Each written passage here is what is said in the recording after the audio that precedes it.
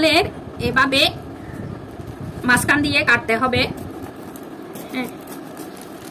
কাঁঠাল কাটার একটা প্রসেস আছে, যে যেরকম ইচ্ছা কাঁঠালটাকে ছিঁড়ে বিড়ে মানে অবস্থা খুবই খারাপ হয়। দেখো তোমাদের যে প্রসেসে আমি কাঁঠাল কাটাটা দেখাচ্ছি, এই প্রসেসে কিন্তু তোমরা কাঁঠালটা কাটবে, দেখবে কাঁঠালের কোয়াগুলো একদম ভাঙবে না, ছিঁড়বে না মাঝখান থেকে। তো আমি মাঝখান দিয়ে কাঁঠালটাকে কাটছি এভাবে দুই পাশে। তো এভাবে ধরে কাঁঠালটা এভাবে টেনে, এই যে দেখো। আর এই কাঁঠালটা খেতে অনেক মিষ্টি হবে, এগুলা দেখে হয়তো তোমরা বুঝতে পারছো।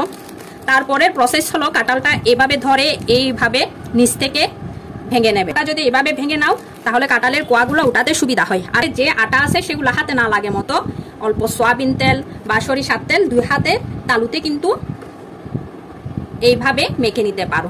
এইভাবে দুই হাতে তালুতে সরিষার তেল বা সয়াবিন তেল মেখে নিতে, তাহলে এখানে হাতের মধ্যে আর কাঁঠালের যে আঠা আছে সেটা লাগবে না। এই যে দেখো, এই প্রসেসে তোমরা কিন্তু কাঁঠাল ভাঙবে, দেখবে তোমাদের কাঁঠাল আর ছিঁড়ে যাবে না, কাঁঠালের কোয়াগুলা আস্তই থাকবে।